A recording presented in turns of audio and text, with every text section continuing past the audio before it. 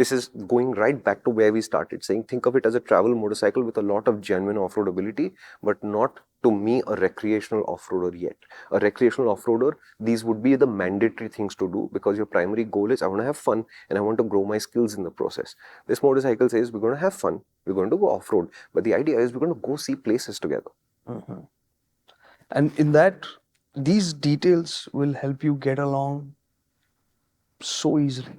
Like that is why I'm bringing that up. It's not from the standpoint of, hey, you can ride it quick and even with ABS on. The point is, it takes further effort out of that entire activity, right? So you can just focus on riding, on going where you want to go, right? The first run that I went into the lake area, I came back out. Only then did I look at the settings. I had not touched the electronics at all. No way. So you had ABS, traction control, everything on? Everything was on. Oh, come on. Nobody goes off-roading like that, right? Everything was on. I was in street mode.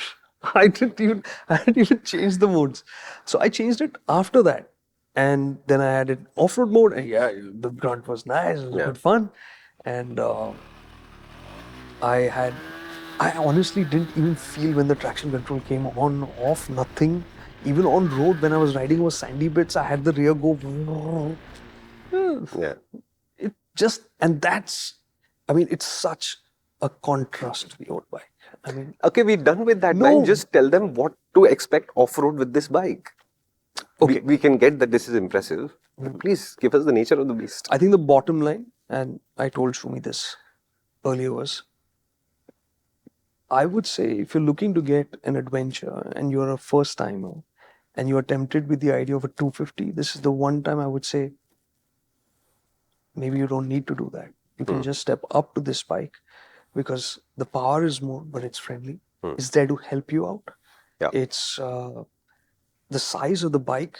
It looks large when you're looking at it from the outside, but when you're on the bike, it's all working for you.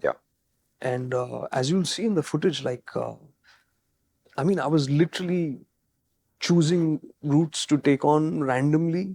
I went into a terrain that I was completely unfamiliar with, and I didn't drop the bike. I mean, I can't. No, more importantly, I think it feels like you didn't suffer at all. You had a good time. Okay, that's another interesting thing. I left home at 7:30 in the morning. I came back at 11, having had done over 120 kilometers, of which more than half was the off-road bit. Because I went all the way there, all the way back, and all the loops for shooting, etc.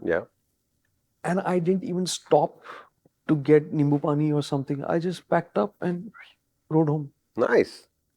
I was fine. I was absolutely fine. And that's the other thing when we spoke about the X and the S earlier. The difference that this bike makes is at the end of the night. That it doesn't add up to all the usual exhaustion and all of that stuff that you're thinking about. It's just not there. And this is the highest praise that I could probably give it. I am an impulse owner. I have learned on the impulse. The friendliness of this bike is genuinely...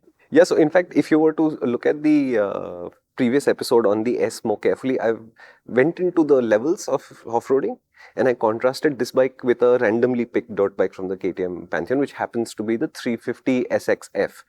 And the contrast is mind-boggling, right? The SXF is effectively half the weight. So this is 165 dry, that's 102. Right? The suspension travel on this bike is 200, the SXF is 300 plus. Right? The seat height here is 830 and that is like 890, no, it's 900 something. Right? And so when you put it together, you realize that the reason why a 250, 350 or 450 motocross kind of serious dirt bike would be so troublesome, apart from living with it because in so many hours you have to service it, etc., is they're such a specialized platform that it presumes you would have a lot of skill to start with, or you're willing to go through the effort of building that skill despite the first motorcycle challenges that you will face. Right? The first time I rode a proper dirt bike, getting on was a real issue. Right? And I worked my way through it because my attitude is somebody can do it, I can also do it.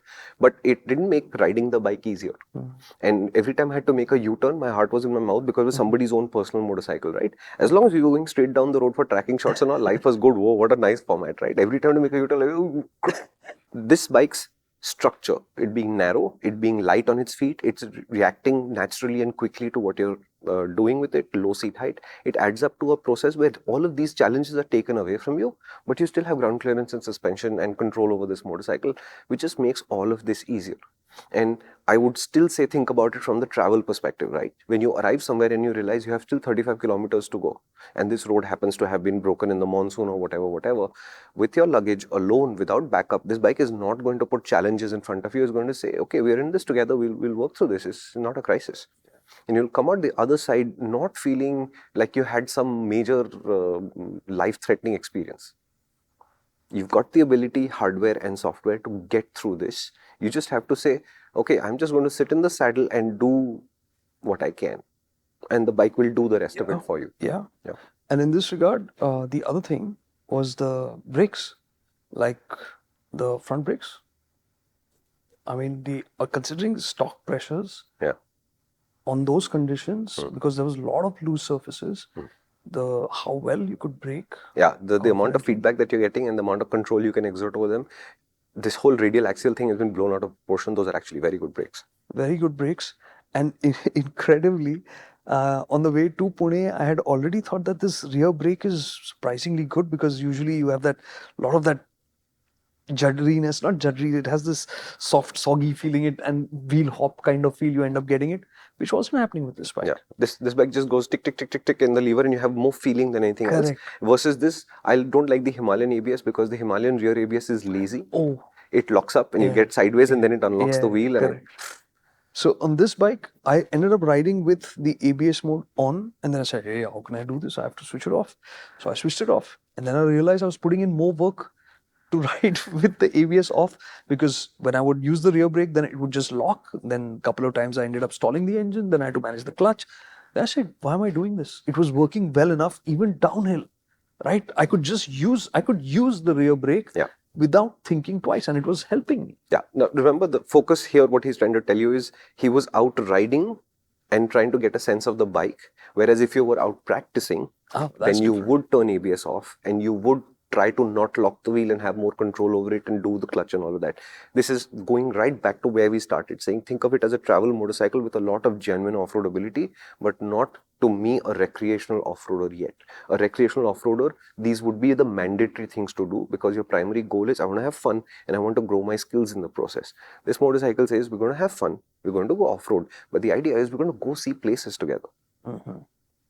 And in that, these details will help you get along so easily.